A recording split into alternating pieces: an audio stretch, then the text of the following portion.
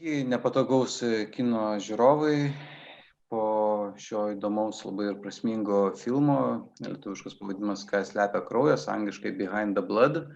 Dabar turėsime galimybę pabendrauti su filmo režisiere Loretta Horst. Labai tikiuosi, kad kilo po šio filmo klausimų, galbūt kaip visada ypatingai po nepatogaus kino programos filmų reikia šiokios tokios pauzės. Bet tikiuosi, kad mūsų pokalbio eigoje tie klausimai iškils ir jūs galite rašyti tiek lietuviškai, tiek ir angliškai. Lietuviškus klausimus aš išversiu, o angliškai tiesiog galėsiu perskaityti. Tai naudodamasis tą progą, kad jau pokalbėje dalyvauju šiek tiek anksčiau, tai norėčiau užduoti, I will switch to English now and I'm happy that I have this opportunity to ask the first question, and I hope there will be more. We have already one comment. Thank you for the film. So Thank you. It's a good start, I guess. Yeah. And so I would like to begin from the kind of, sometimes it's obvious thing, but sometimes we tend to forget that the film starts from the title. And the title Behind the Blood is quite poetic, and we had lots of discussions and thought how we should translate it into Lithuanian and to catch, the meaning. So, of course, we have our versions, our interpretations, but I would like to ask you, how did you come up with the title and, what's behind it? Yeah, good question.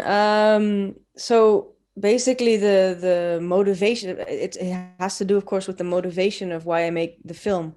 And having been born in Honduras and not growing up there, but following the news, you are aware of what news comes out of Honduras and what people know it for. And when I was news reporting in Latin America in general, and then I made one report about Honduras, I felt that it was not enough. It was a short newsy report, and I really wanted to delve deeper in why is this happening? Like, what are the human motivations behind the people, behind the violence, and the structural, systematic structures that happen, and I wanted to depict that from close by with people that are living through it. So I wanted to go behind the headlines because they're all bloody headlines, they're all about so many deaths and so much violence. And so I really wanted to tell a human story, something behind the blood. So that came to me as I was kind of researching it and thinking about, my motivation and why I wanted to tell the story. So yeah, it's really just to, open the curtains behind it all and get your feet on the ground, put the audience, that's my intention, to put the audience on the streets where it happens and have them feel that they really are experiencing it through the film. Yeah. This is actually what we also were thinking, to put a curtain in a title, because in a way you open the curtain of blood. So we have a question: how did you come up with the idea to make this movie? But I guess you have already kind of answered, but maybe you want to add something more. So the reason why this story was really personal, for me to go back to my birth country and focus my attention on that for 5 years. Basically, it took 5 years to make. Of course not, I wasn't in Honduras for 5 years, but over the course of 5 years I was traveling and on and off, and got to know the characters super closely, and that's what I really wanted, to get so close to people in San Pedro Sula and really live through it myself, instead of as feeling as an outsider like I felt before. So yeah, that's really it. I mean, I did a lot of news reporting in the past. And like my professional motivation from coming from a more journalistic background was to move into more cinema. So that was my intention also with this film, is using my journalistic skills and my experience in the region, but not for something sensationalist, but something personal and something that is really mine, and my signature is on it, yeah. And I guess you really achieved it. This is very interesting topic, and maybe we'll come back to it. Journalistic and cinematic approaches to the problem. Mm-hmm. But we have lots of questions, so I will just ask you. Yeah. Gelmina writes, "Thank you for new insights. My question is, what kind of connection film director has with Honduras and the importance to tell the story?" So you were born, I guess, not all viewers know it, this fact, but you're coming from, you really know the place. Yeah, so I was born there, but I didn't grow up there. So that means I had this city in my passport that says Tegucigalpa, Honduras, the capital of Honduras, and I didn't know the country, even though, I mean, it's a bit more complex because my family is not from Honduras. My mother comes from Puerto Rico, but so it is a Spanish language background that I have. So it was an easy thing language-wise, of course, but I am not Honduran by blood. And so it was really just a curiosity, and I'm a journalist by background. So that journalistic interest combined with my personal interest led me there. So yeah, that's basically it, I guess, a short answer. Yeah. Okay. Lina asks, thank you for the documentary. How did you choose the main characters and build a relationship with them? Which is actually, the main the main thing. Yeah, that's a good question, of course, because that was a long journey. I met the first person of the three characters that I met is the pastor. And as you can imagine, he's a guy that has a lot of trust in the community. And I was I was in Honduras for 2 months and doing research for the film, like on my own. I was there by myself, and there was very little financing there yet. I was just still like kind of figuring out my way. I just knew I wanted to make a film, and I had my own little camera with me, and just in case. And I didn't feel that I found what I really wanted until the last week of being there. And that's because I met the pastor, and I was like, this is the guy, because I was looking for a way to show the system and the day-to-day struggle that happens when there's police corruption, where there's gang violence, when there's poverty, when there's moral dilemmas. And I felt that through the pastor and his access and his mission of making his neighborhood safe, I could really see that happening in front of my eyes by being with him. And I also knew from talking to him at the day that I met him, is that he was talking to all the party, talking to the police, talking to the military, talking to the gangs. And the gangs, that's crucial, because not in Honduras, you can talk to a gang, but if then you talk to another the opposite gang, then you have a problem. Yet the pastor was talking to all the gangs. And so that's really special, like someone that is capable of talking to multiple gangs that are at war and survive, and somehow be respected by everyone. That was like insane to me. So that was what convinced me that I really needed to tell this story. And yeah, through the pastor I met Matatan, one of the many gang members that he's talking to, basically, and that he's trying to help.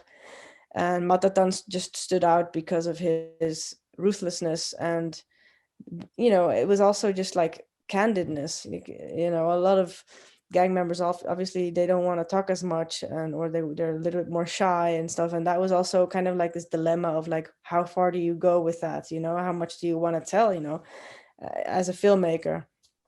But an important one nonetheless, because this is what happens. So many people like Matatan. And then obviously there's Orlin. I met him separately.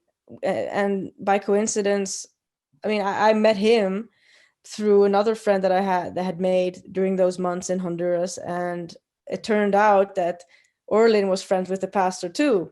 I was like, okay, great, you know, and so it all came together. And I think Orlin is a great character, and it was just kind of like when I met him at first, I was like, oh my God, here's this guy that loves to go out there and loves.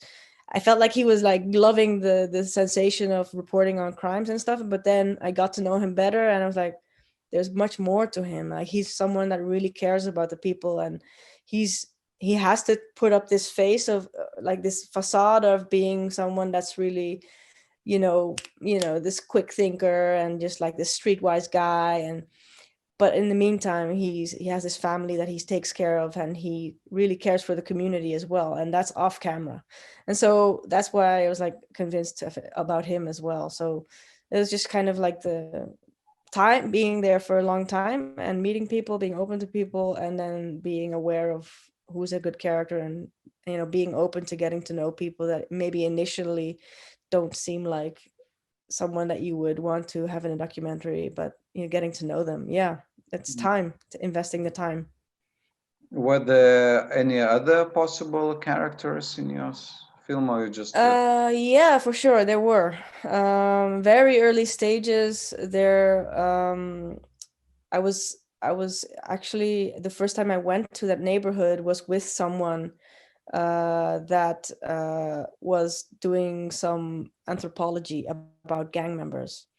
And I was like, that's an interesting take. I was looking at that anthropologist, and in the end, it didn't work out. Just logistics, the person that I was following wasn't from there, and that wasn't what I really wanted to tell. And that's how it goes. Just go from one thing to the next. At least with this film, like, it's a lot of investment time wise, and I'm not sure if I can do that with every film I'll make, but it's my baby. It was really a special thing. So yeah. Okay, thanks. So another question by Evelina: does the film reflect situation in entire country, or rather some specific regions? Sorry, can you repeat the question again? Does this film reflect a situation about crime in entire country, or just Oh yeah. some specific region, like capital? Yeah. Well, definitely, mainly the big cities. So you have Tegucigalpa and San Pedro Sula, that are two biggest cities, but also in other cities like Ceiba, and just like all around Honduras, really. But Honduras is a beautiful country which also has safe areas, but it's just so right now the situation in Honduras is really, really bad. There's a lot of corruption. Like, the current president, like, his brother has been arrested for drug trafficking and is in prison in the US right now. I mean, if that's the case, like, if even there's drug crime in the presidency, how can you expect the poor people on the streets to adhere to the law, let's say? Like, it's just insane. When you watch fiction, or not fiction, but like a series like Narcos, which are based on real life but loosely fiction, it's what happens right now in Honduras. It's really happening, and it's just a complete chaos. And I'm waiting for a revolution to happen in Honduras. It needs it, and but it's a lot of it is kept in place by US foreign policy, as we know in many countries. But yeah, it's a very fragile state. A lot of poverty, a lot of, I mean, maybe you guys have all seen the mass migration of people in caravans walking up north. Even last week, 4,000 Honduras again left San Pedro Sula by foot. Orlin was reporting that you can see it on his Instagram. I mean, it's constant. So, and it's not just San Pedro Sula. This is one neighborhood, and it's definitely one of the most violent neighborhoods, but it's something that happens across the country, and the gangs are just very powerful. And there's many gangs, and there's not just a Barrio 18 and the MS-13. There's many, many gangs. And even, outside of the gangs, the corruption and justice being done just on the street, not by law, just like people in between themselves. It's that's how it goes. And yeah, it's sad because it's a beautiful country. It's really sad, but it's the reality. Yeah. There is this contradiction, yeah. Yeah. Okay, so you mentioned the United States, and there is another question by Gelmina asks, when there were moments spoken about USA Embassy and the wish for the interest and help in a human right protection. Have you got more insight on it? And the movie was good moment of questioning, do they really care for the human rights, or there is something behind?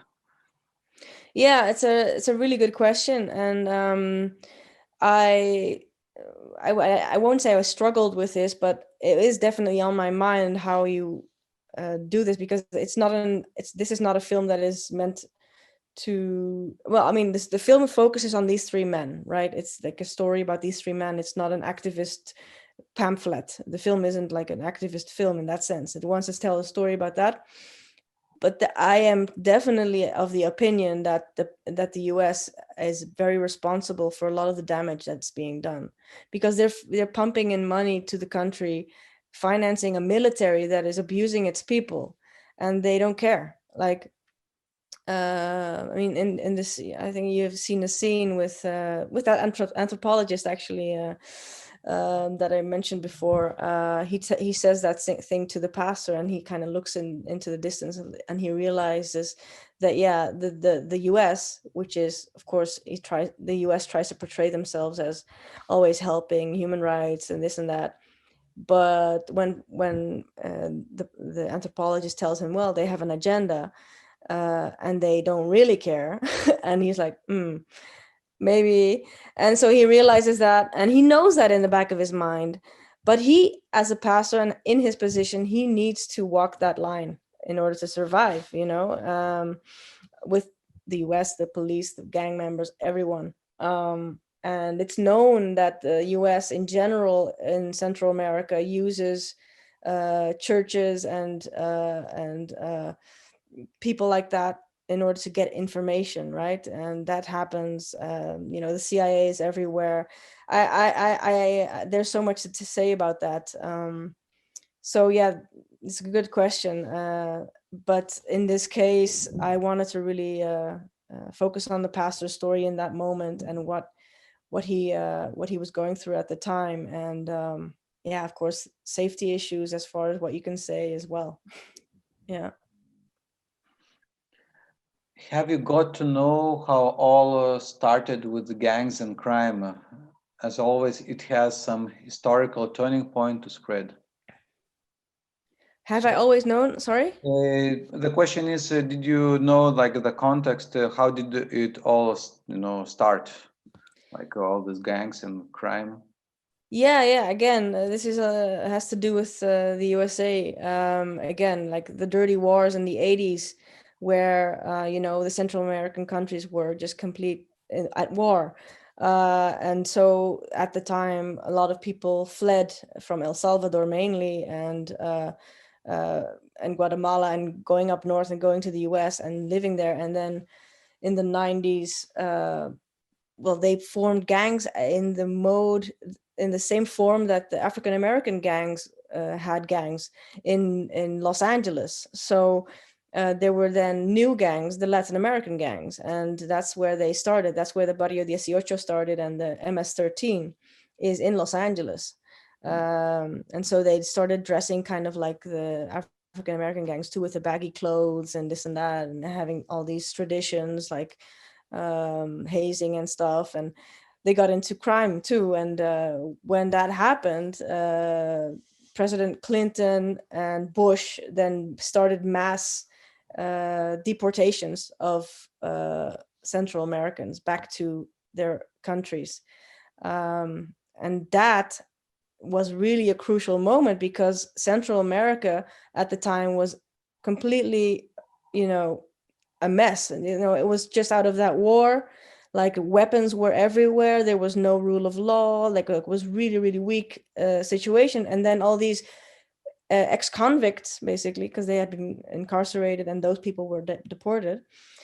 They came back to Central America and they were like, we can rule here. And they had their structure of their gangs that they took with them from LA, and they implemented that in Central America. And with that plus the weapons that were available to them loosely from the war, created like a recipe for disaster, really. Like they just took control of the region. And to this day, the countries haven't really been able to control, take back control. And so it came from the US, really. Yeah, it reminds me of actually post-war Japan, because lots of ex-soldiers became Yakuza members. Just that Japan had like long history and like system like of government, so it's kind of cat and mouse play. But of course, this is a completely different context and South American. Yeah. We have another question, which is in the same, also by Gelmina. How do you feel about this line of gangs with loads of crime versus religion and God? And she means like believes in higher powers. Is there good and bad all the time? Like, I think the question is about moral. So good and bad in the film, and religion, yes. So I went into this journey of making the film without having the idea of making something about religion or anything like that. I just found someone that happened to be a pastor that was doing something special. And but it does definitely, in Honduras in general, and I think in entire Latin America, religion is very important, and you cannot find one person. I didn't find one person that did not believe in God. Like, I'm an agnostic. I just don't know. So that to them was just completely, what? Like, what are you talking about? So that it's so pervasive. And I think in this case, it is the only thing, I'm talking about this neighborhood, especially, when you don't have anything like faith and God and religion and community, through that gives you so much. And people like the pastor get that sort of authority too, to be able to make a difference. So I think in that they need it. Like, it's kind of like they need religion to hold on to. And it's also something that the pastor uses in order to do good and to step in between basically violence, to protect people with the stamp of like, this is in the name of God. And that's why people respect him, because it's all in the name of God and not in the name of the police or in the name of the state or in the name of another gang or whatever interest, economic interest or anything. And but it's also has in that sense a sort of darker side, I would say, with Matatan, because I feel like sometimes he uses it as an excuse and like kind of hides behind it, like, no, and he starts reading the Bible, but he's killing people, so, and then starts talking about God, and just, which really made me uneasy, because he's basically, who's he fooling, So I think as well, it's something that people sometimes hide behind. It's like this, like, look, I'm religious, I'm good, So complex. I think it's something good and something bad. Religion is something good and something bad as well, like anything, and nothing is black and white in that sense. Yeah. There was a quote by this pastor, Pacheco, do I pronounce it correctly? Yep. He says, if you don't value your life, it is easier to kill others. So maybe it's something more than, good or bad, but this is kind of this appreciation of, being alive. And kind of, tragedy, which you, yes, grasping by watching your film. And there was also, I would like to come back to your three characters. When actually, this film was one of the first we decided to have in our competition program, and there was no question about it. And one thing I remember what I was thinking, that the pastor kind of represented this, like I said, the in-between mediator, but also Yeah. somebody who is saving lives. And Yeah. then Matatan is somebody who is, killing, who is terminating life. And then it's very interesting what you did, that you chose a third person who is kind of observing, who is informing, and this is what I was thinking a lot about, and then you mentioned the journalism and then in cinema. So would you like to elaborate on that? What is the function of cinema and journalism in this case? Yeah. Can we I think, be objective, like observers, of what is actually happening, not like really participating and engaging in everything? yeah. Uh, you're asking whether you can be an objective observer. Well, just like Yeah. Yeah, in general. So for me, as far as the question goes about cinema and journalism,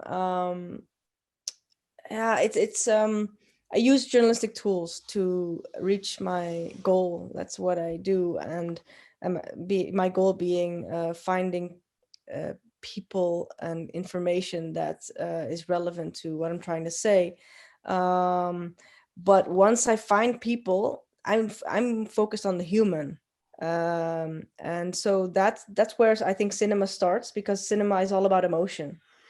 And so that's really what I try to capture all the time with the three characters, is the emotion of it all, like the human aspect of it all, their human motivation, why they do what they do, and not just what and how, you know um so that's really it. And as far as like visually, that you know that goes a little bit organic, because in the field there, it was kind of hard to really plan out shoots, because of you're always aware of your surroundings, and it's not that safe, so you're limited to what you can do. And so but what we wanted to really achieve is to kind of feel this a little bit of a claustrophobic feel, that you're always in this situation. Like there's hardly, I think, any moment that you really can breathe and just like, I'm out. No, you're in it with them, you know? And so that's, down on the street level, looking straight down the streets and seeing things uh, around what's happening, and things like that. So yeah, that's really how we did that. Yeah, I don't know what else. The journalism balance of journalism and cinema, much of it also is created also in the edit. So much of the feel of it, and just like how you really have that claustrophobic feel, was in the edit, of balancing the three characters, because that was also a challenge, making sure that there's a story that is being told, uh, that makes you really will live through the pastor. I think, like, live through what he's living through, because he got throughout the whole film, like throughout the different trips that I was with him, he got into more and more danger. And so that was also something I really wanted to convey in the film, like it's getting more and more kind of claustrophobic and dangerous. And yes, so that's also in the edit, in talking to the editor, like, how do we achieve this? And you start on that mountain with him looking over his neighborhood, and things like that, and you get closer and closer, and in his head, I guess, a little bit more. And then Matatan and pastors, kind of storylines converge. and stuff like that. And that is all emotion. That is all thinking how you emotionally play with the audience, like take them on this journey, and that's the cinema. Yeah. But also the same goes for you, actually. While I was watching film, I was just thinking, how could you do this? How could you approach? Where from this, strength came from? And actually, we have the similar question. Evelina asks, did you feel safe while staying and filming the movie? It was always being very aware, very alert the whole time. So no, I mean, I didn't feel relaxed during it, but I did feel secure in that we did all the steps necessary to minimize the risk. So that comes with my journalism too, is just really the research before, where you're going, what you need to find out everything about that and who you're going with. So I knew that I was going to meet that pastor that day.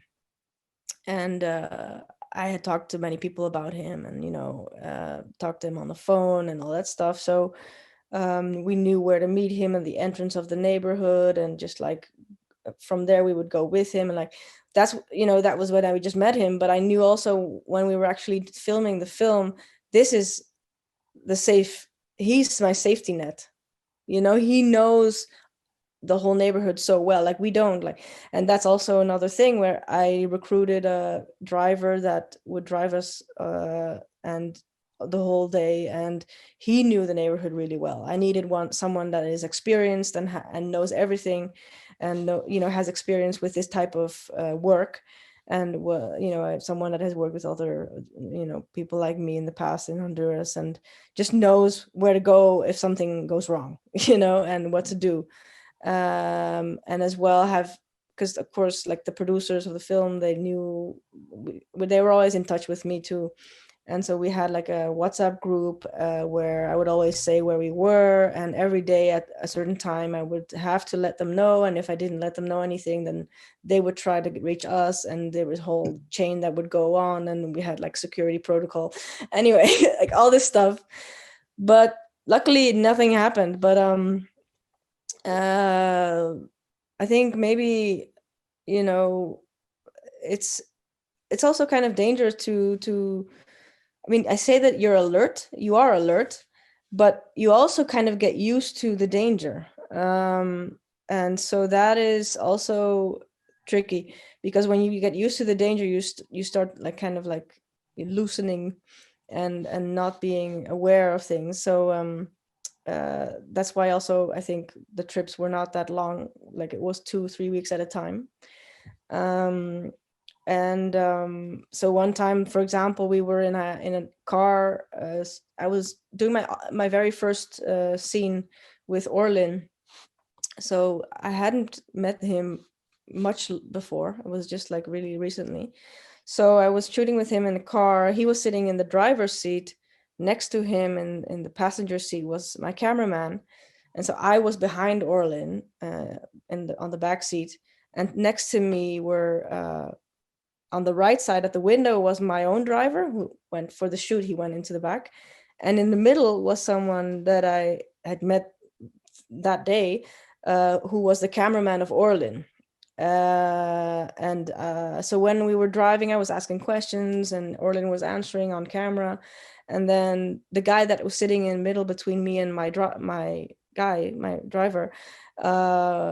was texting, and so my driver said to me, "Hey Loretta, I think you have a text." And I looked at my phone and I saw a WhatsApp that was actually from him, and he was like, "The guy in the middle is texting the gang members that we are in a red car in this neighborhood asking strange questions and we should leave." So that was really a moment where I was like, I felt like in my heart, like, what the hell? And I needed to be calm because I couldn't like panic in that moment. So I tried to wrap up that interview really quickly and say, hey, we got everything we need. It was, by the way, in a really shitty neighborhood, really dangerous, late at night. And so finally Orlin says, yeah, okay, you can drop me off here. And then he got out and everyone got out. And my driver went back into our, the driver's seat, and he spat off like an idiot. It was just like, what? I hadn't gone through that before with him, but he's a master driver and everything. Like, so he was like through the city and going away.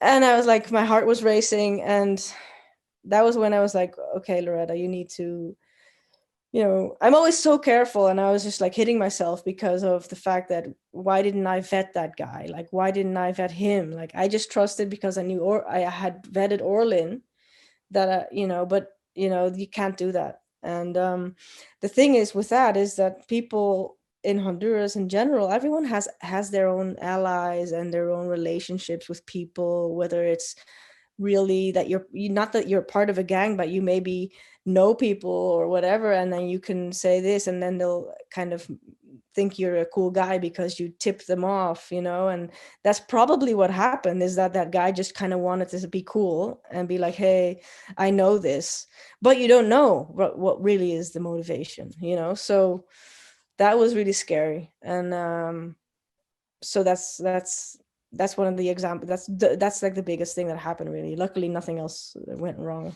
I mean, it didn't really go wrong, but it was just scary. Yeah. Yeah. I can imagine, because while watching film, it was like always, just so intense, and you were thinking, Yeah. it's like,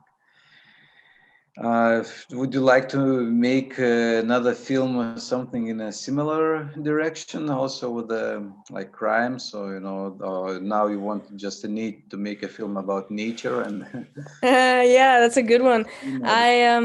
I do feel that I don't want to make another film that this day in a place this dangerous again anytime soon, for sure.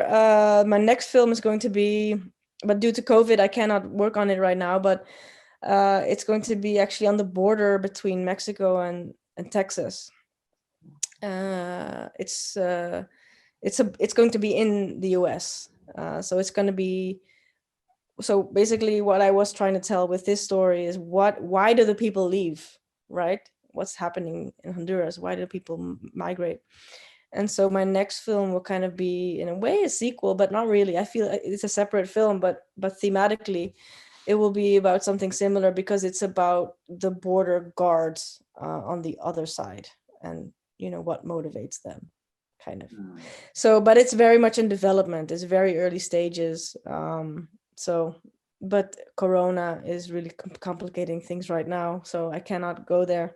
But that's what's in development as far as the next feature, and other projects. Just trying to keep things going more locally now. With Corona, you need to think more locally. So this is what we also doing. Yeah. Thinking more locally, but still, thanks God, or I don't know, internet, or something else, that we have this opportunity and possibility, even to Yeah. right now to discuss your film. Of course, it's really nice to have you here in Vilnius. But still, I'm very grateful that you were showing your film and you joined this discussion. No, thank you for having me. It's really nice to be in the festival, even if it's virtual.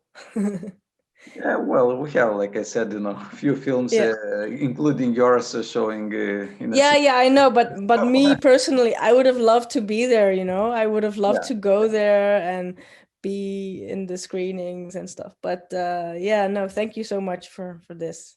Yeah. So thank you very much, and looking forward to your next film, because I think it will be also, our topic, inconvenient films. It is, yeah. So we'll see each other. Yeah, sure. Hope so. Yeah. Bye. Thank you. Bye-bye. Thank you, guys.